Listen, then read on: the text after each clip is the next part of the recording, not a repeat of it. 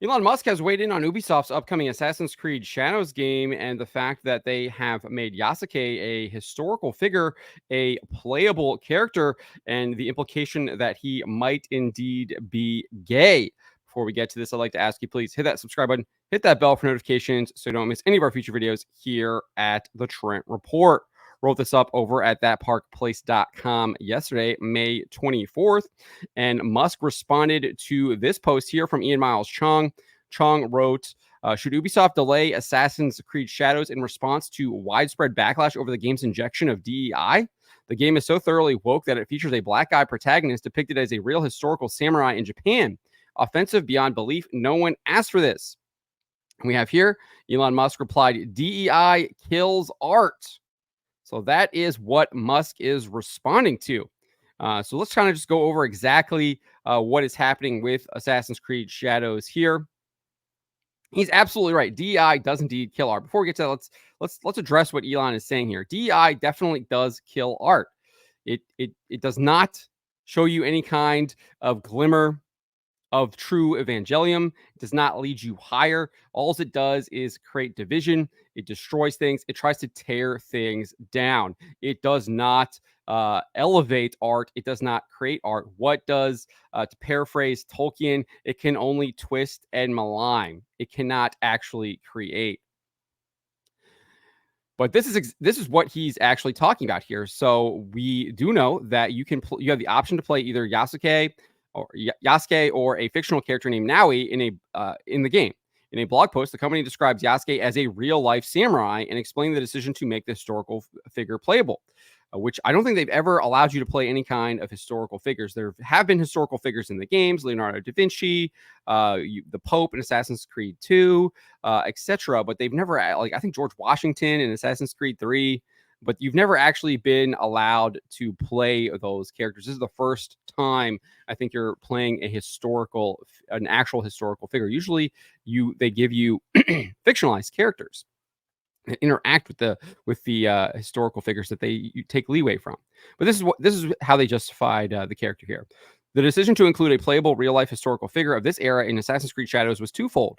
Ubisoft Quebec wanted to include a samurai, and Yasuke's story was open-ended enough to allow for creativity. There are still plenty of questions and speculation surrounding him. The fascinating facts, though, were undisputable. Of African origin, he arrived in Japan enslaved by the Portuguese. He impressed with size, strength, and wits. He served under the Japanese daimyo Oda Nobunaga. So that is why they say they are justifying why they chose him as one of the playable characters. However, this status as him being an actual samurai is disputed. The way a Bushido website says this, there is no record of Yasuke receiving martial arts training or use of the Japanese sword, either when in the service of Nobunaga or the years prior. The truth is that his time with Nobunaga was limited, as they first met in 1581, and Oda Nobunaga was dead a year later. This is hardly enough time for Yasuke to be trained to be the great warrior, although Wakanda dreamers want him to be. Obviously, the way Bushido is not happy with kind of the revisionist history, and he's putting it in this blog post that he wrote about this. The website also says this: Yasuke as a samurai, sadly for either commercial purpose or some social equity rationale. This was written in 2021. So over 3 years ago. Some people attempt to equate Yasuke as a non-Japanese samurai in the same way the English sailor William Adams was later viewed. However, Adams was actually presented samurai status, and there is no record of Yasuke being bestowed similar samurai status. The facts are that Oda Nobunaga made him a servant for a few months. So that is what he's claiming. Obviously, you have Assassin's Creed Shadows and Ubisoft claiming he was a samurai. There is clearly dispute over this. I probably lean on the fact that he was not a samurai. I don't think, from little research I've done, that he was actually engaged in any kind of battles either. And some of the people that I'm seeing saying he's a samurai is because he participated in a battle, and that was the kind of their level of determining what a samurai is. If you fought in a battle in Japan, you were considered a samurai. I saw that on a Reddit post earlier. It was like, ask a historian or whatever. And I was just like, yeah, I'm just dismissing that completely. Yeah, I think samurai has a much more defined role than just being a warrior in Japan during that time. And maybe I'm wrong. And he's right. But I feel like samurai is definitely a much more higher class than just being a warrior. So, as for the idea that the game will depict Yasuke as gay, Ubisoft's blog post states this: Naoi and Yasuke's disparate personalities also lead them to have different relationships and rapports with other characters.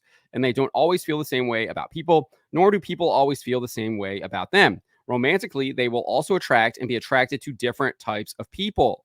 Through the pair, players will get to experience a multitude of relationships. So obviously that is ambiguous. They're not outright saying it, probably because a lot of people would immediately just dump this game because they're just sick of the LGBTQ plus agenda being shoved in everything that is kind of AAA at this point, like prominent franchises such as Assassin's Creed. And now, and like I said, it is ambiguous. So you don't know if you're going to see Yasuke with another man. You don't know if it's going to be Naoi with another woman. It could just be Yasuke with a woman, Naoi with a man. But I think the fact that it is ambiguous, that it's not straightforward, is that there are going to be options to have these characters be gay and could potentially be doing some other weird stuff, given they have this just very weird activist professor from Dartmouth who is all about talking about transgenerational sex during this time frame. And if they do make him gay, this is clearly a mockery of the Catholic faith. But obviously, that's not out of Ubisoft and Assassin's Creed jurisdiction. Just look at kind of how they handled Assassin's Creed 2. The church is obviously the villain. The Pope is bad. I think you end up assassinating him at the end of the game. But clearly, this is a mockery of the Catholic faith and the fact that he's serving under the Jesuits, that he's going to be like this servant of the Jesuits and going around banging a bunch of dudes while he's serving the Jesuits. It's just it's sick. It's sick. These people are sick and they're depraved because the church clearly teaches that homosexual acts are acts of grave depravity. Tradition has always declared that homosexual acts are intrinsically disordered. They are contrary to the natural law. They close the sexual act to the gift of life. They do not proceed from a genuine affective and sexual complementarity. Under no circumstances can they be approved. It's very clear about that. But that is what Elon Musk is referring to. And he's saying DEI kills art. And he is 100% right. The track record speaks for itself. We all just have to look at Suicide Squad, Kill the Justice League. Warner Brothers Discovery took a $200 million impairment charge. Massive, massive loss in that game. We've seen studios get shut down. The Forspoken studio is Luminous, is no longer exists. It was absorbed into Square Enix. We saw Volition shut down by Embracer Group after making Saints Row. DEI kills art, it kills studios, and it unemploys people at the end of the day because no one wants to buy these games. But let me know what you guys make of what Elon Musk has to say here about Assassin's Creed Shadows. Let me know in the comments below. And if you would be so kind, also check out our membership offers.